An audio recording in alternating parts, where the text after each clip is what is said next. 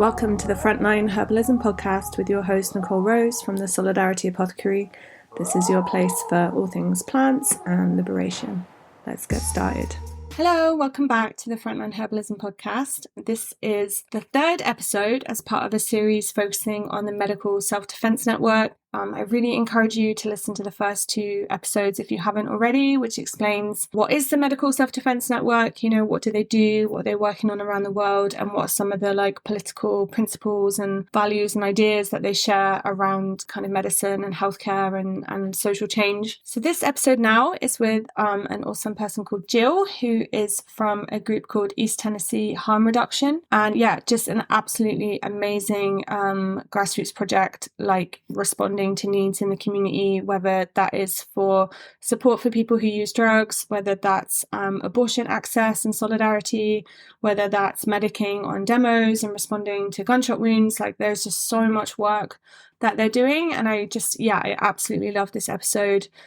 We talk about what even is harm reduction and what's its radical origins and, just the kind of complexities of doing grassroots work, for example, versus kind of more institutionalized harm reduction work. So yeah, without further ado, I just think you should dive in and take a listen because I found it really inspiring. And I'll put the links in the show notes to East Tennesse Harm Reduction as well as to the Medical Self-Defense Network. Really encourage you to check out the website, to contact them if you'd like to get involved. To follow them on Twitter, and just generally share these episodes with whoever you can because it's really important work. And just on a herbal front, I would love to do a series soon about herbalism and harm reduction and interviewing herbalists engaged in this work. So if that's you, please contact me. I would love to make that happen. But otherwise, please enjoy this episode.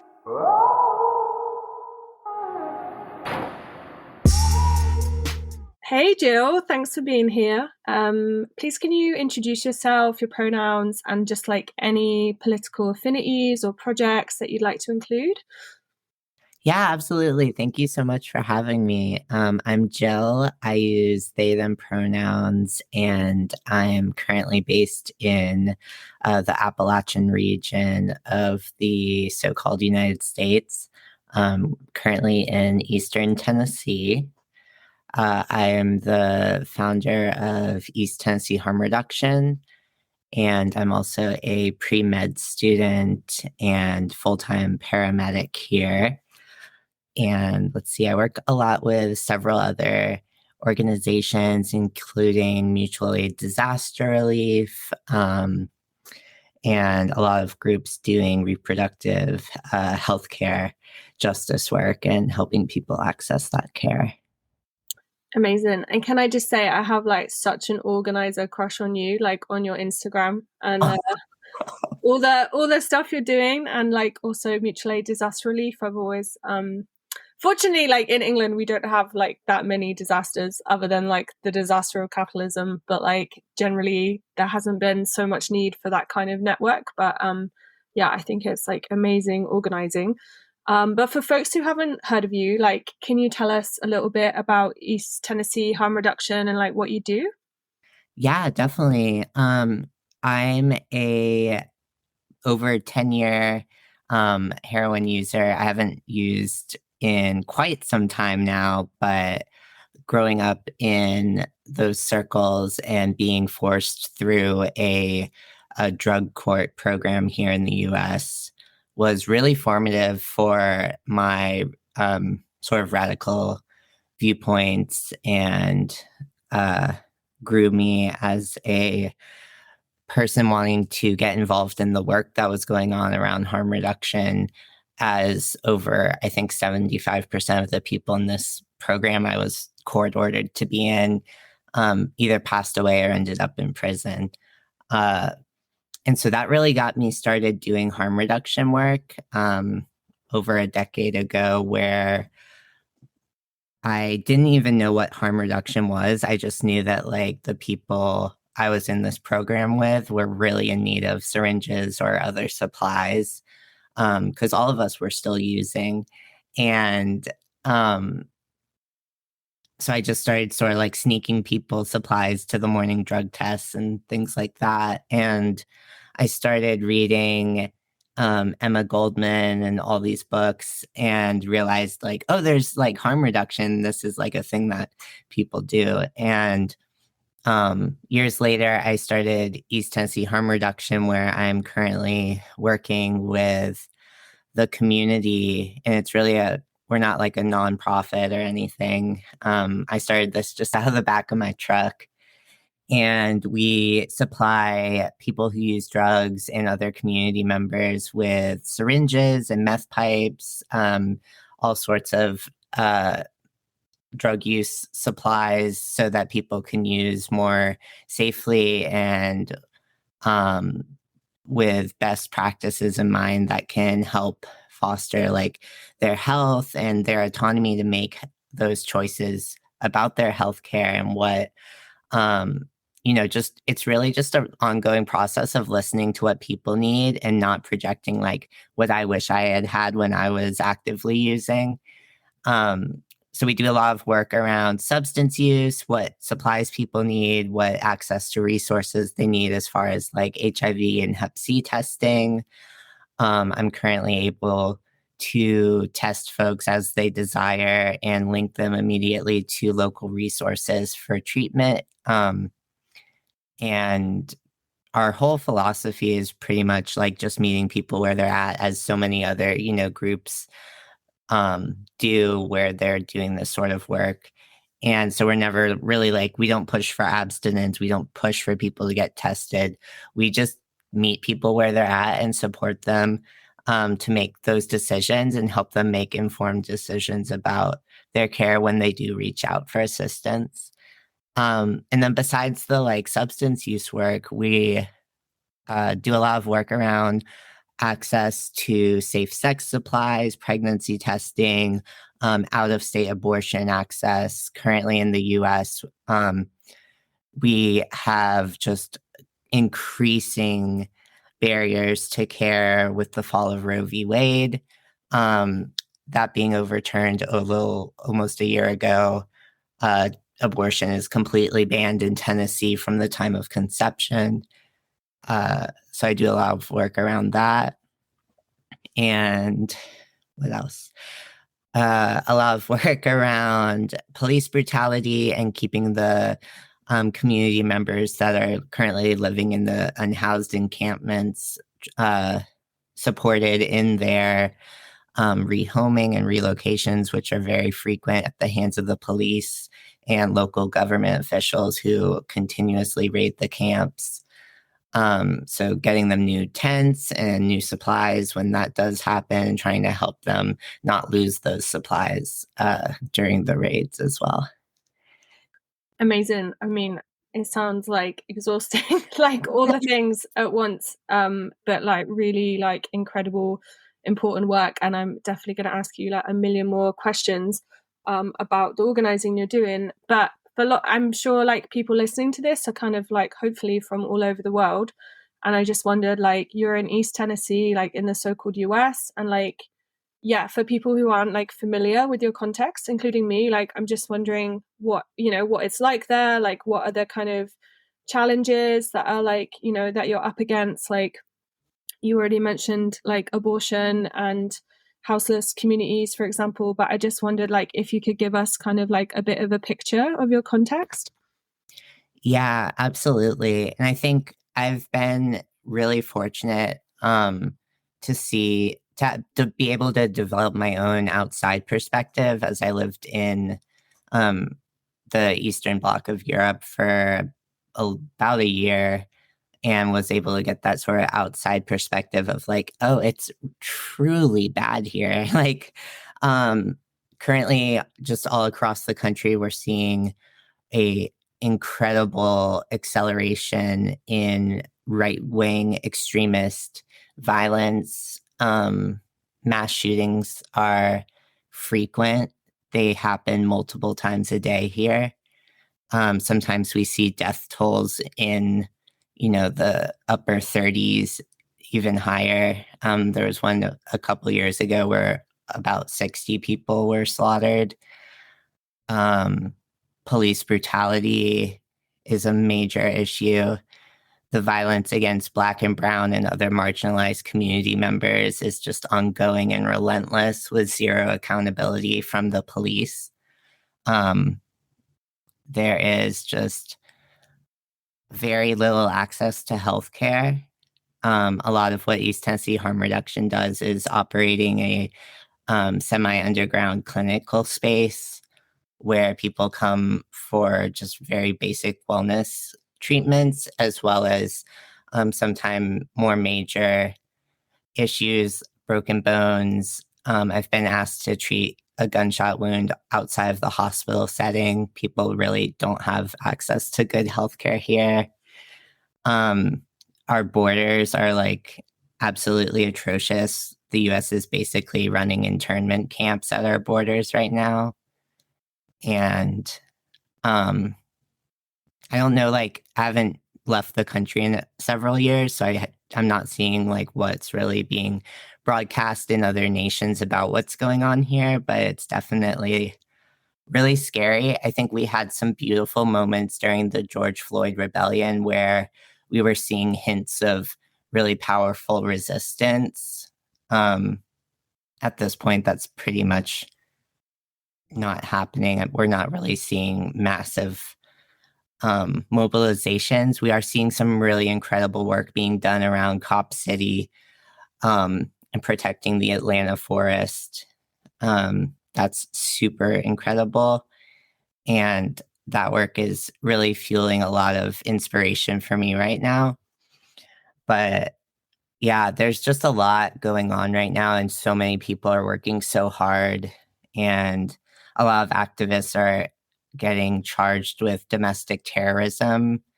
People are getting charged with murder for their friends overdosing. People are getting charged with infanticide and homicide charges for miscarrying their like unborn fetus. Just really seeing some wild laws. Recently here in Tennessee, we saw government officials try and push through a bill that would make gay marriage illegal again here, as well as interracial marriage illegal.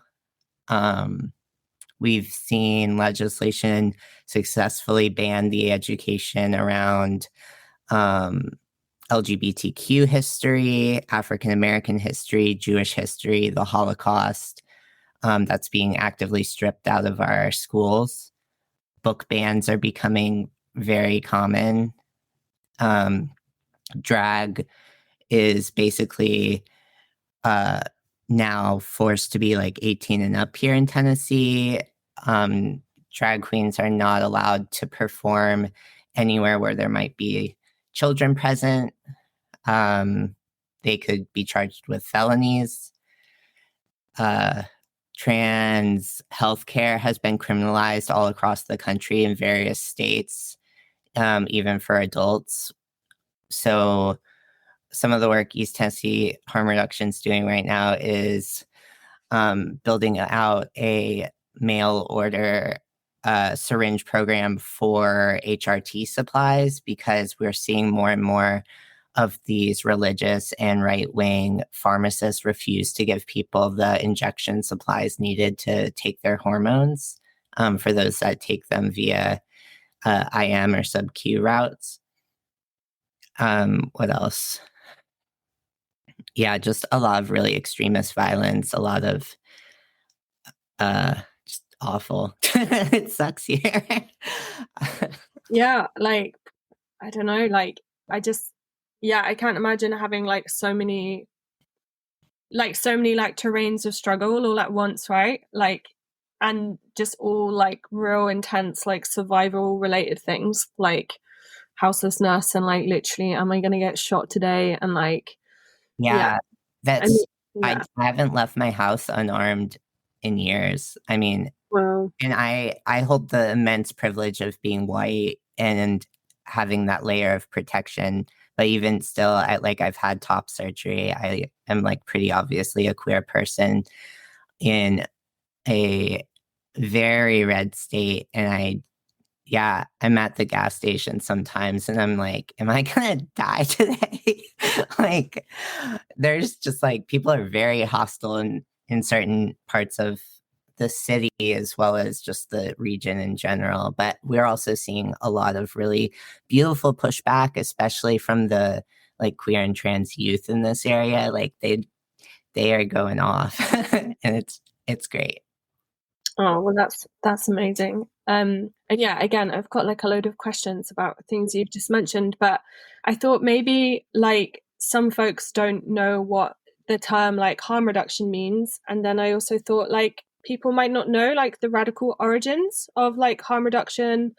Like in the UK, it's like quite kind of institutionalized these days, but has this like really long, like decades, like legacy of people just like, like DIYing it with like the AIDS crisis of like, I've got a friend who's much older, who's queer, and he literally used to just like drive vans to like clubs in London and just like give out like bags of condoms like left, right, and center to try and like stop his friends from dying. And yeah, like lots of people don't know like the kind of political history. But I just wondered like what does like harm reduction mean to you? Like why did you choose that name for the work you're doing? Like what value does it hold? What kind of political inspiration does it hold to you? Yeah, I love that question. Um, I think in the US, there's a really deep and very long history of harm reduction.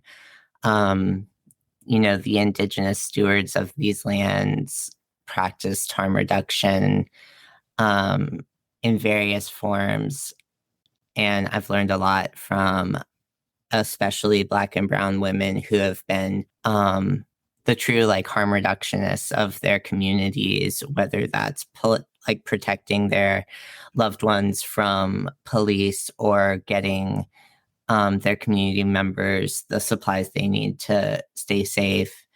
And I think being a part of that work and that legacy, I try to really embody that work and that history by not judging people and by not um, pushing any sort of agenda beyond just like you having access to healthcare because it's your right and you deserve excellent care.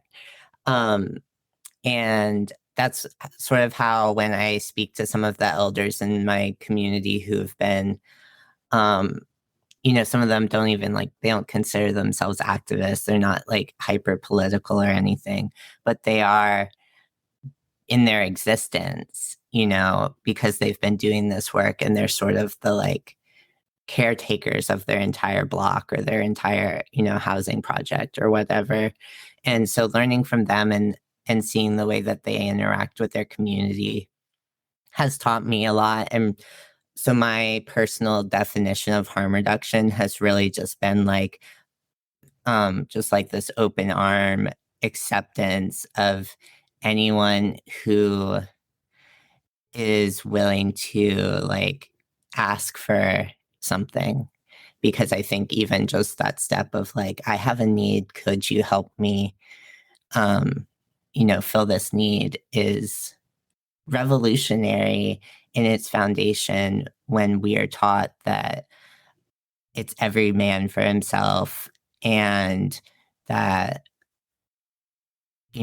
capitalism has just like poisoned our instincts to build community with each other. And I think that one of the like purest forms of community is like um if I have two brand new syringes and you don't have any and you're reusing your old banged up needle, like me giving you my extra new syringe, like that's such a deep form of community care, because what happened in that moment is like the person willing to share and willing to see like we all have to work together is like potentially helping this person not develop hep C or HIV or an abscess because the needle's now broken off. um you know and I think harm reduction is just so beautiful in that we can meet each other where we're at without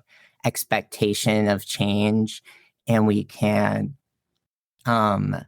truly just listen to each other and get our needs met. And it sort of is that like magical thinking we sometimes see in our circles where we're like, yeah, that's great. Maybe like 1,000 years in the future when we're not all like just trying to survive. But harm reduction is something that's happening right now that we can really look to say like these modalities of care are possible and they are happening and they are like building futures where someone who might not have continued living is now still here with us to be a badass and keep doing whatever they want with their life and with their choices. And that's to me just so great.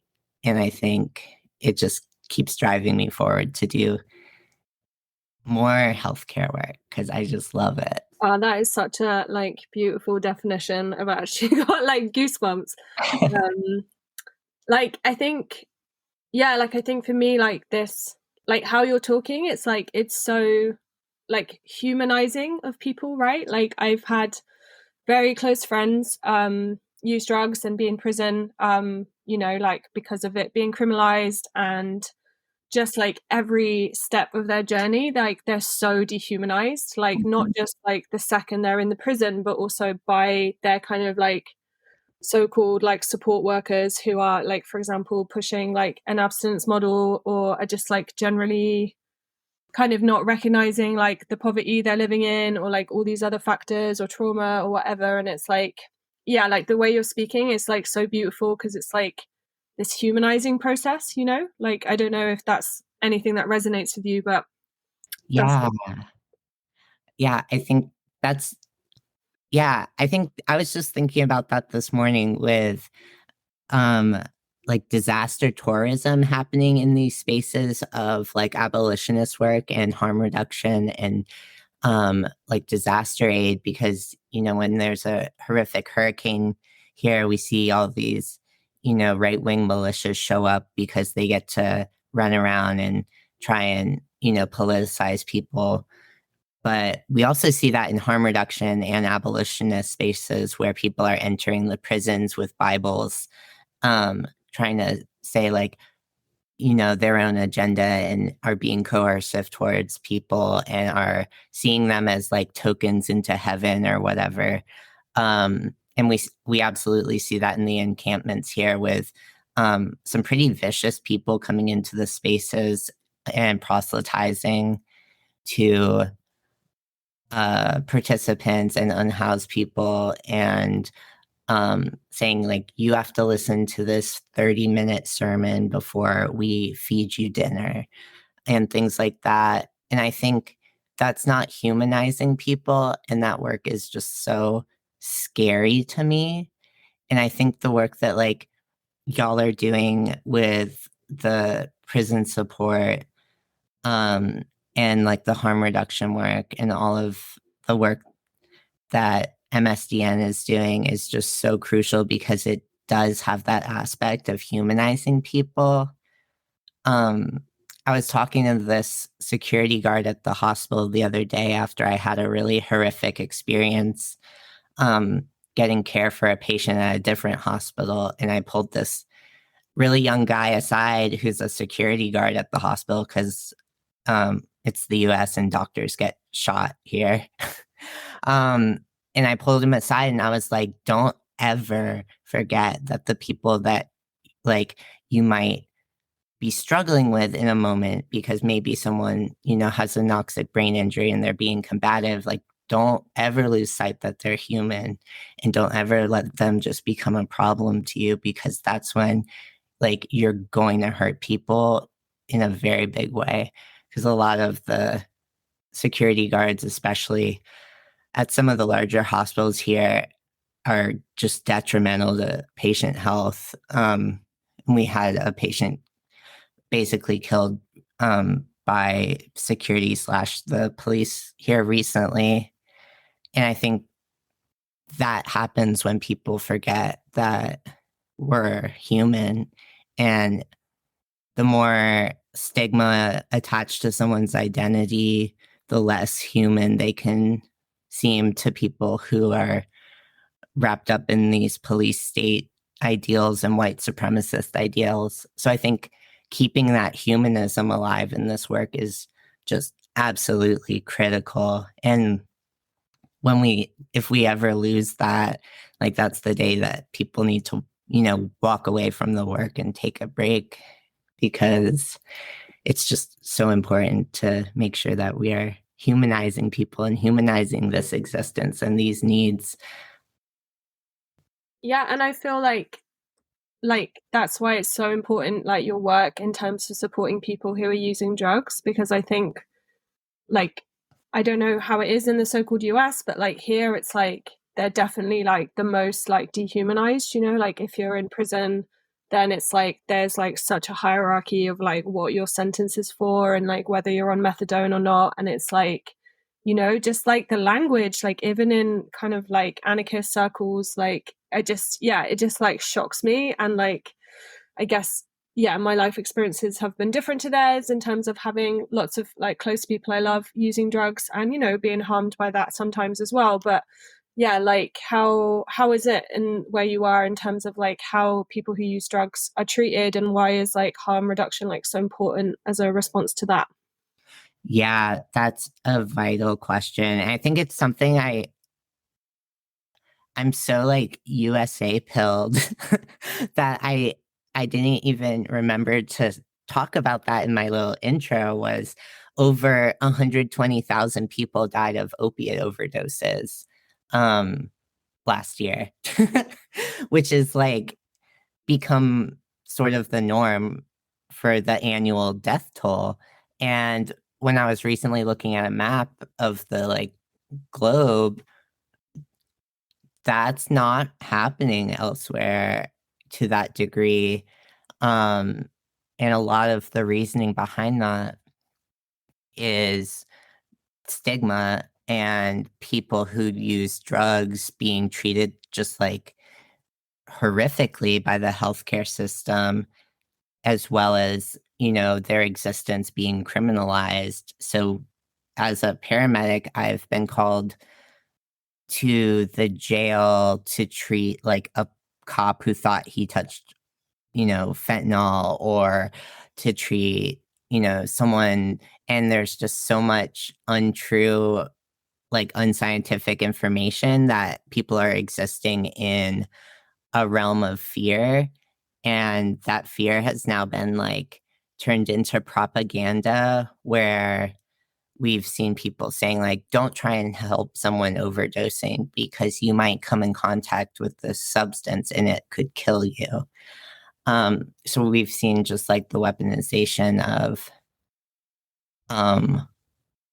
sort of harm reduction efforts and other forms of care, even in like EMS settings where we have like people just not even letting EMS gain access to patients who are possibly overdosing because there's so much misinformation that's being purposefully put out by government agencies. But I think the stigma around people who use drugs here is that if you go to the ER, you're not going to get painkillers, even if you have a bad injury. People are going to call you drug seeking. There's posters up in the hospitals describing what drug seeking behavior is, so that all the nurses and the doctors are all able to make these biased assumptions of people. And it sort of guarantees if you look a certain way, or if maybe you haven't been able to shower recently, or you are forthcoming about your substance use because you understand that hiding it could lead to even worse treatment in the healthcare setting. It's just so awful here because people are just not given any sort of adequate care at all. And I'm not sure how methadone works overseas, but here you have to go to like a methadone clinic. You have to go multiple times a week. You have to get drug tested frequently. They kind of just can take away your medicine willy-nilly. And there's no other medication where you have to go to a special building and like pee in a cup every single day to get your treatment. It's really wild that it's so stigmatized here, and just the death tolls are skyrocketing. I think I've personally worked like 5 or 6 fatal overdoses this year so far. And I work an overdose, at least one every single shift. And it's just like, it's so bad. It's so wild and bad here that people just don't even really care that much anymore. Wow.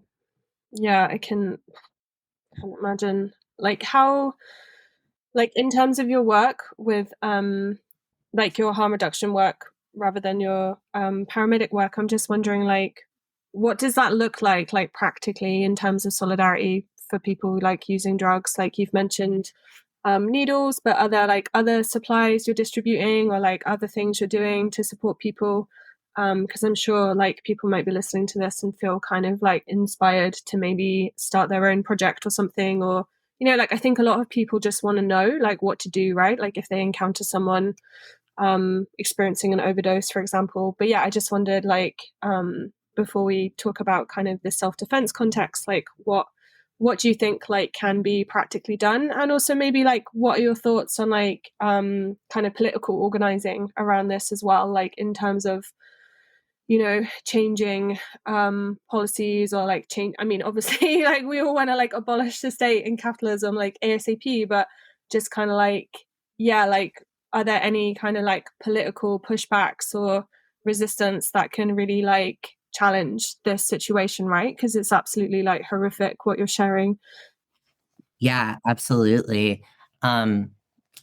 Just a small question there, like nothing nothing too challenging to answer.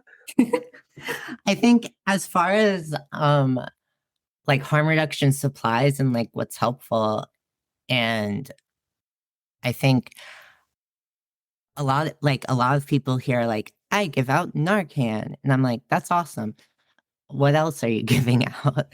Because there's like to me, intersectional harm reduction means not just needles and like not just Narcan focused or naloxone focused, because there's so many other ways that people use substances. And so I think the white face of like drug use, and especially of the opioid epidemic here, is very detrimental to the health of Black and Brown communities who are facing higher overdose death rates than their white counterparts. And so I think making sure that information and zines and like pamphlets, all of that is reflective of the communities, as well as like sharing supplies such as glassware and other forms of substance use materials like meth pipes, like crack pipes, ways to safely smoke cocaine, all of these little razor blades, like credit cards, um, straws, like there's just so many supplies beyond just like needles that people need access to. I was diagnosed with Hep C a long time ago and had the privilege of doing Harvoni treatment, so I'm undetectable at this point. But I'm almost positive I got Hep C from sharing dollar bills for like stimulant consumption. And so making sure that harm reduction groups or people wanting to give out supplies just on their own, which is honestly super amazing, is having all of those supplies and having the ability to educate people on why those supplies are important. Because if I had had someone telling me like, don't be sharing the same dollar bill up your nose where you have a ton of capillaries that could be likely busting open because you're using a vasoconstrictor. Like you're basically sharing needles at that point when you're passing a dollar bill around a bar. If someone had just like told me that, I definitely would have listened. And so I think being able to just like have those conversations is a really important tool. um, Safe sex supplies are super important, as well as like emergency contraceptive access, like Plan B or Julie or Ella. And there's so many names outside the US for different emergency contraceptives. I'm not familiar with those. But yeah, I think as far as supplies go, your most important supply is the ability to listen to others, whether that's through conversation or, you know, giving someone your number and opening a little Google chat, hotline, or just something for people to be able to message you their needs is so important. And then just always checking yourself and saying, like, these are not my needs. These are the needs of someone else. And so it's not my job to project what I would want in their situation. And I think the idea of like, you know, put put on someone else's shoes and think about how they feel sometimes can be really detrimental because then we start thinking about ourselves and what we want. And I think that's always a really sort of like mental supply that we need to carry with us in this work. And then as far as like the political organizing aspects of harm reduction, I think we're seeing more pushes for policy change here. The Survivors Union just put out this awesome manifesto about methadone and the barriers to care around it, like it being in a methadone clinic and the just like carcerality of that treatment method and how it's just being sort of held hostage from people who need that care. Pardon me. And then we're also seeing just very right-wing laws where you can be charged with facilitated homicide. We just had that happen here, where 3 students overdosed the morning of their graduation, and the 2 of them experienced fatality. One of them survived, and that person's being charged with the murder of the 2 others through facilitated homicide. So we're seeing some effort to push back against these laws where we're seeing even children being charged with murder because they chose to experiment with substances, which to me is a very normal part of being, a teenager. And, when you grow up seeing the sort of culture in the US where everyone's partying, everyone's drinking, and it's very much like a cool thing to do. Like, of course, our teens are going to experiment, and I think it's normal too. But now we're seeing them being charged with murder, which is like, what? But that's also been a thing here, and that's not like a new thing, but we're seeing it escalate and those charges becoming more frequent. We're also seeing a lot of good work being done in the more northern states where we have safe injection sites in New York. Like, that's so awesome. I wish we had that here.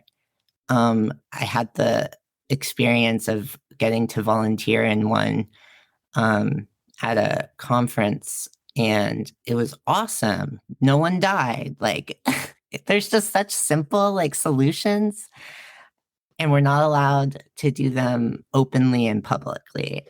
And it sucks because I've seen them work for myself, and it's so frustrating. But I think the work that's being done like in Canada and obviously in Europe, I mean, there's like entire countries in Europe where you can just like get safe supplies of heroin. So like no one even really does heroin there anymore. In I think it was like Denmark. I can't remember. There's some country where you can just like get heroin that's like been lab tested, so you know you're not gonna just keel over from taking it. And their overdose rates just plummeted. And it's if that happened here, there would be like a million people not dead over 10 years. It's just wild. But people want to just continue making things more illegal, making it more of a felony, throwing people in jail for longer sentences. And it's actively killing people. And it's just such a shame. But I think from anarchist perspectives, we know to expect this. But as an anarchist, I also know that the future holds so many possibilities that I'm just like foaming at the mouth to get there, because we are building these alternative methods of care and they are working, and it is very small scale, but these creatures who are harming us, like they're not going to be alive forever, and we are going to see their downfall, and we're going to take care of each other, and that's absolutely a threat. Amazing. That's like, yeah, I hope people listening to this are like, fuck yeah. Yeah. Because, you know, it is hard to not feel like overwhelmed, right? Like with the harm and the state of the world, and like, and yeah, it's a lot. But obviously this is like other podcasts trying to kind of amplify the work of like the Medical Self-Defense Network. And I just wondered like how you see your work like in the context of like medical self-defense, like more broadly, and also within like MSDN itself as a structure. If you could speak to that, that would be amazing. Yeah. Oh, I love MSDN. I had heard about them through a friend probably a year before I was able to join, and I was just so excited to learn more and to see the work that was being done. I've been a member for time's not real, so it's either been 1 year or 2 years. I'm not sure. But yeah, I think the work being done in medical self-defense is so beautiful because it spans across borders. It is so just not dependent on any sort of barriers. I've had friends from the US travel um for education and for, you know, support work and just all of these opportunities where people are coming together and doing that visioning of what the future can hold, but they're also making it happen right now. And they're saying, you know, we have the ability to do something now, so let's do it. And it's happening, and they are doing it. And I think that's so great. And then for my work in MSDN, I think self-defense is healthcare, because you're defending your right to bodily autonomy every time you're able to take care of yourself and able to make a choice about your healthcare. And I think especially in the United States, where we often see the most marginalized communities excluded from what care is being offered, especially in disaster settings, self-defense is necessary in a very like foundational way to people existing through disaster. I went, I filled my truck with supplies and oxygen tanks and things, and went to Kentucky during some of the most horrific floods that have happened in history there, where a lot of people perished in the floods, and the miners were just deeply affected by this, and these communities around what had historically been mining towns were just ravaged, and we saw very little support from the government at all. Neighbors were rescuing each other while their houses were just completely gone. And I think I went up there just as an individual and started assisting with rescue work, and um, like roads were completely gone. So hiking oxygen tanks up to the tops of these hollers where, some of these older coal miners, they were up there and they couldn't breathe because their oxygen tank had, run out, and that they have, all of these horrific lung and like pulmonary issues from working in the mines, and they were gasping for breath and no one was helping them. Um, and it's in those moments where you're just like, this is self-defense work. It's not even just like, oh, I'm a medic, I have the skills, I can go do this. It's like, no, we as community members have to all come together in this moment and take care of each other, because we cannot like tolerate one more person passing from this tragedy due to the lack of a government response and due to the lack of even just like local response from other organizations that are like less political. And so I think Medical Self-Defense Network really embodies what it means to take care of communities when you're all you have. And that's probably my favorite thing about MSDN, is just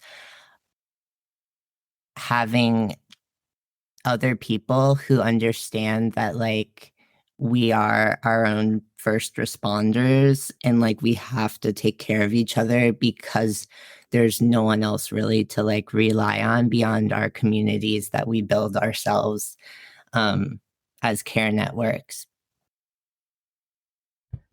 Yeah, amazing. Like, just this is like a really selfish question because sometimes when I'm working in Calais, like in northern France, we have like a mobile clinic with refugees who are living there or like forced to live there because of the British state and the border regime.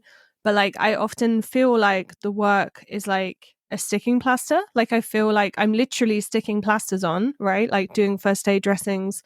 And I feel like frustrated that I'm not like resisting the border regime more. Like, okay, I do what I can. I do like prisoner support stuff with people criminalized, blah, blah, blah, blah, blah. But like, yeah, like this thing of like actually building networks of care and like building infrastructure, like it can help it feel much more like longer term and like strategic, right?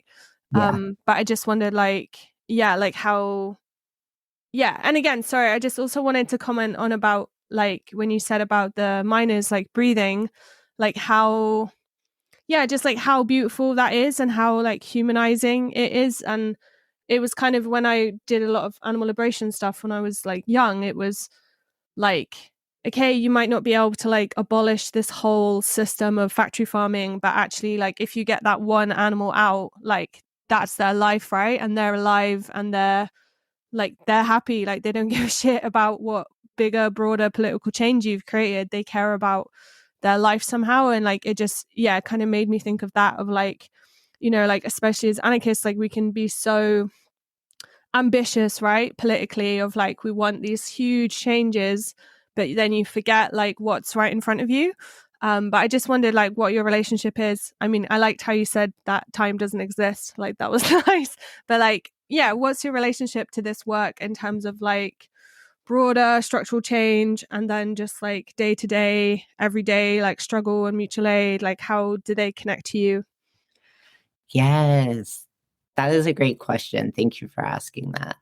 Um, this is something I have to constantly sort of be in conversation with myself around, because I'm a person who just like, I want something, like I'm gonna freak out and like find a way to get it immediately, because that's just like how my brain works. I'm like, oh, like I want to go to med school. I'm gonna do it as like I'm definitely gonna do it. And I'm gonna just like grind my way there, and I'm gonna get it. Whereas with these like long-term huge systemic changes, it's so disheartening sometimes because we might get a taste of it, But then it's like, oh, it's so big.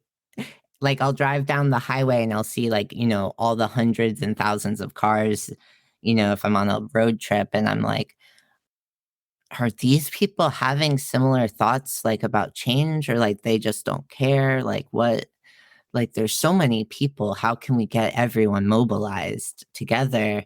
But then I'll have moments where, like the other day, a friend who is so deeply been harmed by the local hospital systems that he wouldn't access them, even though his arm was like very obviously broken.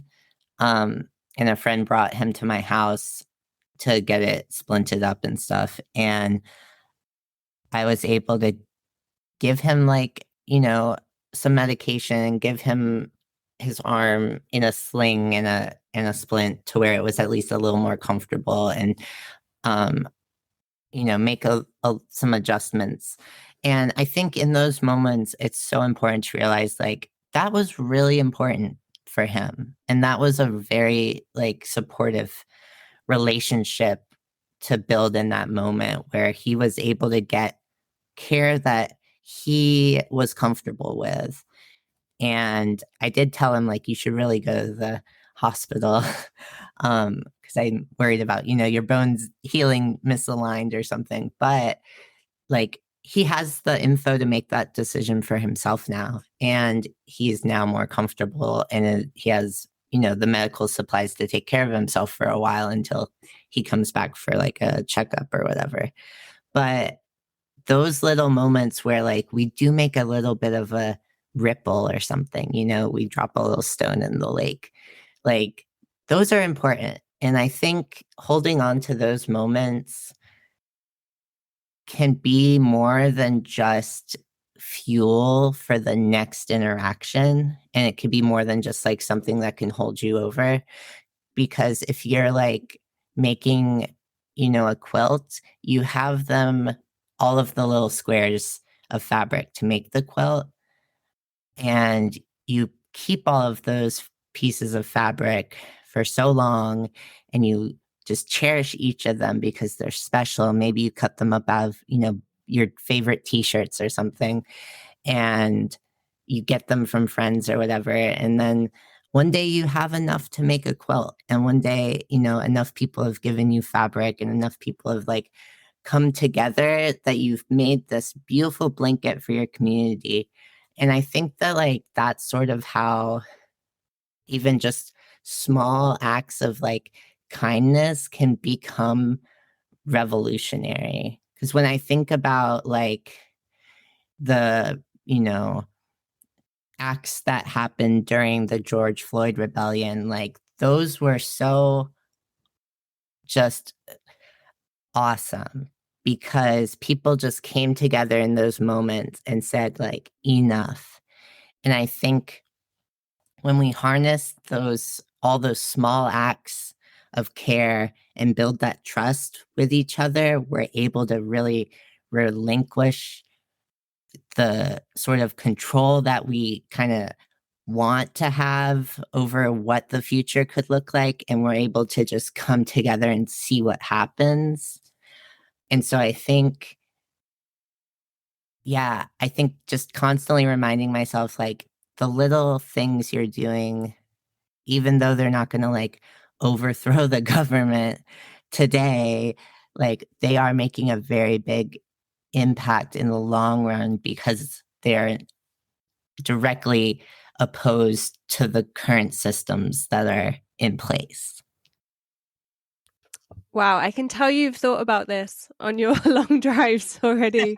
Like that's a really beautiful analogy. And I think, yeah, like it kind of, I always see that like revolutionary organizing or movement building, like it's all about like relationships, right? And like the more of those relationships and connections we can like build over time, like the stronger we are. And I think that's what MSDN like gives the people that are involved, is like relationship, right? Of like, oh, I know this medic like working in Ukraine, or oh, hey, this person's like printing tourniquets in Poland. It's like, who knows what will happen, right? Like in the future, and when those relationships need to be like stepped up a notch, like in terms of infrastructure or whatever. But I think, yeah, what you shared as an analogy is really beautiful. I'm just aware that we're coming up to an hour, which is generally like the limit of what a lot of people have like capacity to listen to. Yeah. I did really want to ask you a little bit about the abortion support you're doing, and I also just wanted to ask you like if there's anything else you'd really like to share with folks about East Tennesse Harm Reduction and like how people can support your work. Yeah, definitely. I think abortion access in this country and like globally is vital, absolutely vital to existence and to bodily autonomy and to being a human. It's a part of life. It's a very boring procedure, like clinically, and it's so safe. And I think helping people access care outside of Tennessee right now is one of the most like important things I'm able to do because the consequences of carrying a non-viable or viable, which like those words actually don't even mean anything. They're not like scientific. So I don't know why I said that. But like the consequences of like carrying a pregnancy that is not what you want to be doing are detrimental to people. It's detrimental to their health, to their well-being, to their futures, and they have every right to not carry that pregnancy for any reason at any gestational age. And so helping people access that care is just so crucial right now. And I think anyone who is able to share like accurate and safe information, like from Aid Access or from ineedana.org or any other like very what's the word? Very like accurate information sources, I think is vital because a lot of people are receiving incorrect info about what's happening around abortion access. And yeah, I think that work is just very important. And then let's see, what was your other question? Yeah, just like if there's anything else you want to share about East Tennesse Harm Reduction and also like how folks can support your work. Yeah, definitely. We are on Instagram. We somehow got like a large following, which is funny because most of the people we work with don't really even have Instagram. But we're on Instagram at East Tennesse Harm Redux, REDUX. You can follow us there. And we have like Cash App and Venmo for the same handle if folks want to donate or whatever. We're like a totally community supported project. We don't really apply for like grants or anything like that. It's really just community members meeting each other's needs, which is, I think, really great. And yeah, this has just been such a wonderful conversation, Nicole. Thank you so much. Oh, honestly, my pleasure. I feel like I was feeling quite burnt out with my work in France, and now I'm just like, yeah, get me back in the clinic. Like, Yeah. I think your work is really amazing, and I'm super grateful for you for sharing everything. I know like a lot of this stuff's probably really not easy to talk about. So I appreciate you. Thanks so much for listening to the Frontline Herbalism podcast. You can find the transcript, the links, all the resources from the show at solidarityApothecary.org/podcast.